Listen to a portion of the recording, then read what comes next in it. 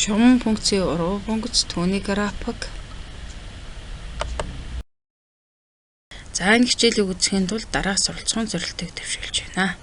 Шугам функцийн уруу функцийг оролт гаралтын хэсгээ функцийн утгын хүснэгт хэрэглэн олох, график байгуулах. Нийлмэл нэгжийг хэрэглэх, тогтмол хурд, дундаж хурд, тэдгээрийн ялгааг мэдэх. Хурдны нэг шилжүүлэх, зам хугацааны графикийг унших, дүгнэлт гаргах, асуудал шийдвэрлэх.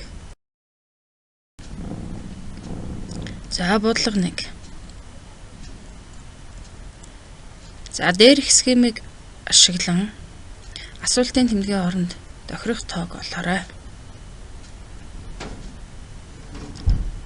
За 5 дээр нэмэх нь 3, ерөнхий өрчин 2, тэнцүү 16 гэсэн байна.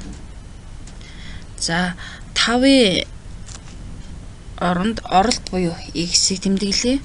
За 16-ыг гаралт буюу y гэж үзье.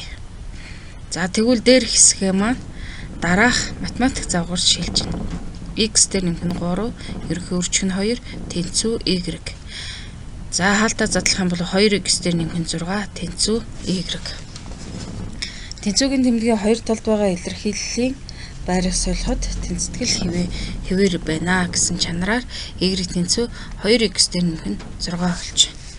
За энийг математикт дараах хэлбэртэйгээр бичиж болно. e-бот x тэнцүү 2x дээр нэмэх нь 6. За энэ бол шугам функц юм аа. За функцийн оролтыг буюу хувьсгчийг x гэж тэмдэглэх нь гаралт буюу утгыг y гэж тэмдэглэх нэ.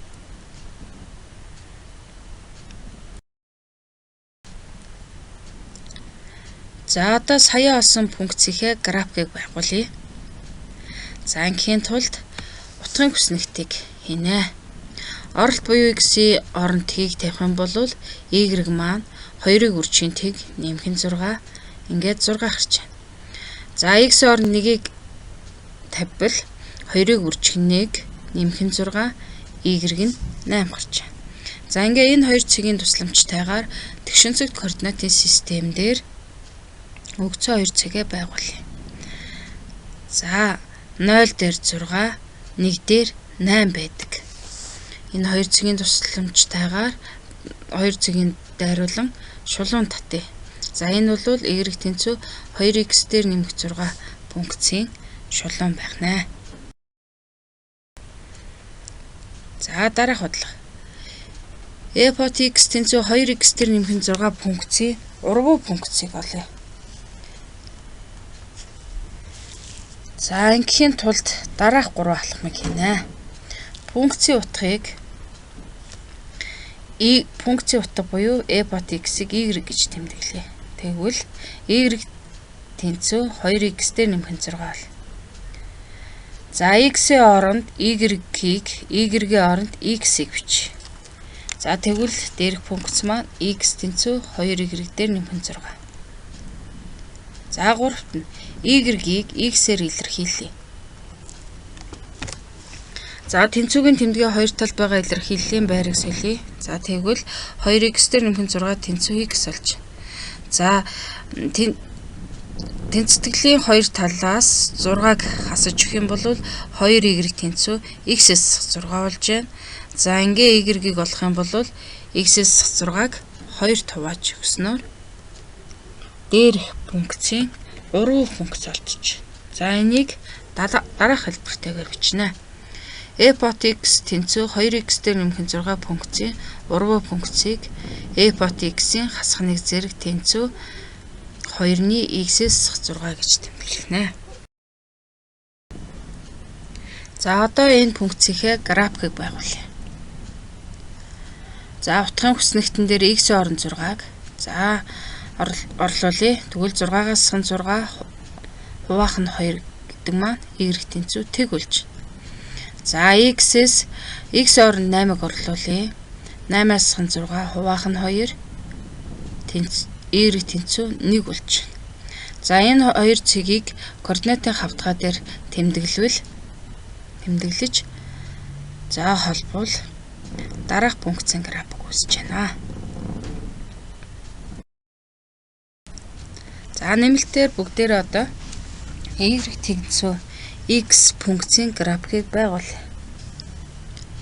За утгын хүснэх зохион x-ийн орон 1, y-ийн 1 байна.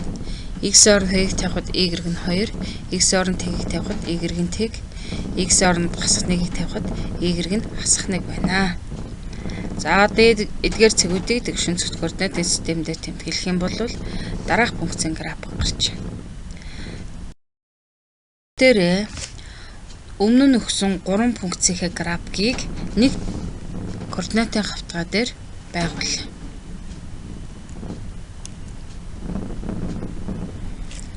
За гарсан графикийг сайн ажиглаарай.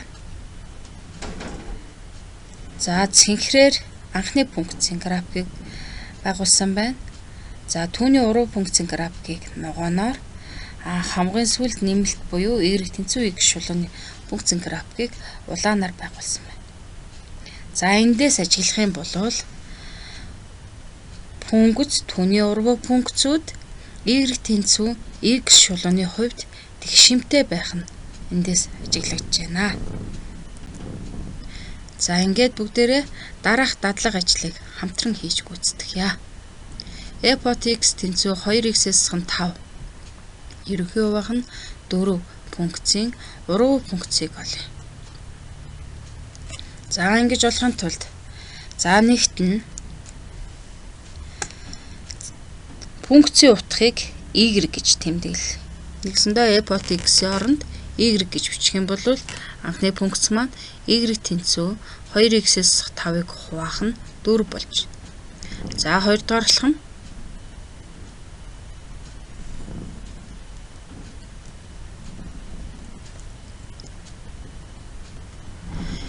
x оронд y-ийг y-ийн оронд x-ийг бичье. Тэгвэл x тэнцүү 2y-с 5 ерөнхий хувийнх нь 4 болж. За 3 дугаар ахлах нь одоо y-гээ x-ээр илэрхийлье. За тэнцүүгийн тэмдгээ хоёр талд байгаа илэрхийллийн байрыг солиё. 2y-с 5 хуваах нь 4 тэнцүү x болж. За тэгшлэгийн хоёр талыг 4-ээр үржүүлэх юм бол 2x-с 1 2y-с 5 тэнцүү 4x болж.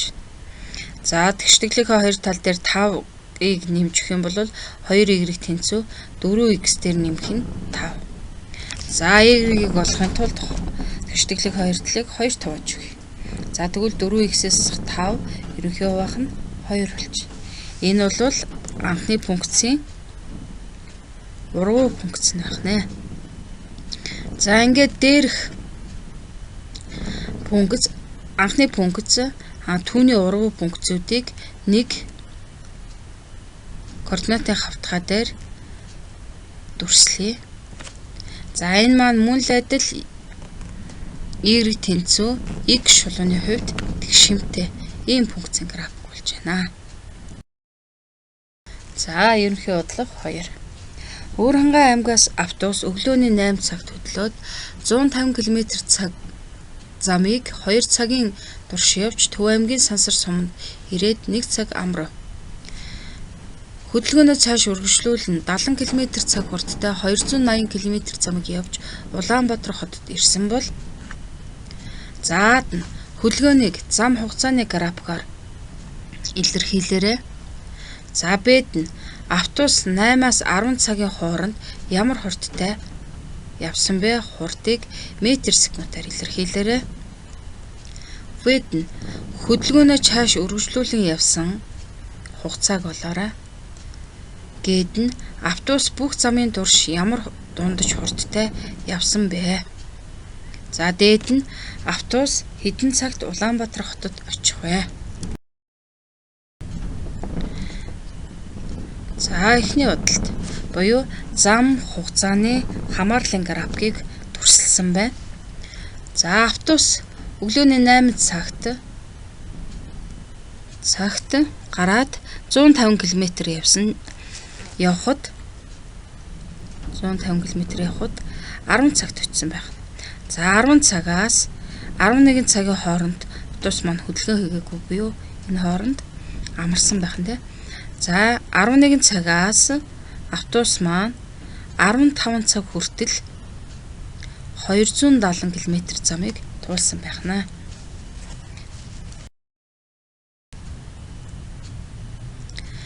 За ашиглах томьёо. Хурд хугацаа замын хамаарлын томьёог үзүүлсэн байна. За хурд гэдэг бол замыг хугацаанд харьцуулна. Хугацаа гэдэг бол замыг хурданд харьцуулна. Зам бол хурд хугацааны үржүүр юм аа. Дундаж хурд гэж юу гэлт юм бэ гэхээр нийт явсан замыг нийт зарцуулсан хугацаанд харьцуулахыг хэлнэ. За 1 км гэдэг бол 1000 м юм. 1 м гэдэг бол тэг мянганы 1 км юм. 1 метрт 100 см байдаг бол 1 см-т тэг 100-ны 1 м байна. 1 цаг гэдэг бол 60 минут юм. 1 минут гэдэг бол 60-ны 1 цаг юм. 1 минутанд 60 секунд байдаг бол 1 секундэд 60-ны 1 минут байна. За 1 цаг нь бол 3600 секунд байхад 1 секунд гэдэг бол 3600-ны 1 цаг байна. За ингээ энэ уртлын багнанд байгаа нэгжүүд бол их нэгжийг бага нэгжид шилжүүлсэн байна. За ардлын багнанд байгаа энэ нэгжүүд маань бага нэгжийг их нэгжид шилжүүлсэн. За энэ нэгжийн шилжүүлэхийг нэлээд сайн ажиглаарай.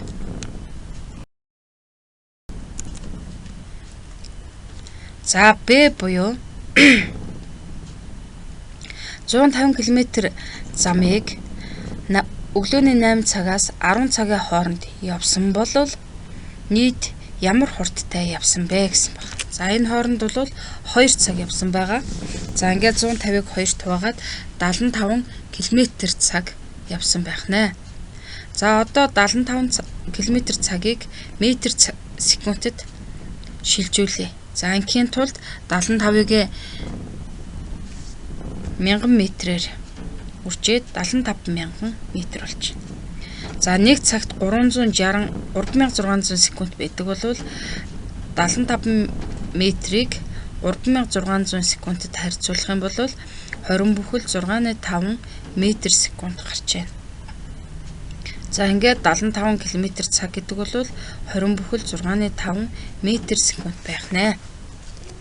За вэд нь 280 км замыг 70 км цаг хурдтай явсан бол хөдөлгөөн нь автобус маань 4 цаг явсан байх нь.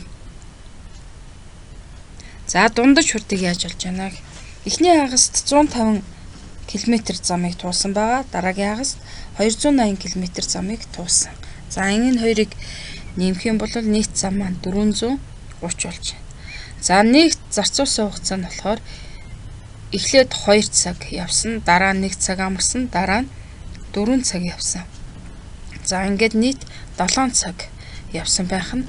За ингээд 430-ыг 7-д хуваах юм бол 61 бүхэл 7.3 км цаг гарч байна. За автобус нийт 7 цагийг зарцуулсан байх нь өглөөний 8 цагт гараад 7 цаг яваад Улаанбаатар хотод өдрийн 15 цагт очив. За ингээ өнөөдрийнхөө хичээлийг анхааралтай сайн ажиглаад ажилд хамтран хийсэн бол би дараах даалгаврыг гүйцэтгэхээр. За сурах бичгийн 162 дугаар хуудас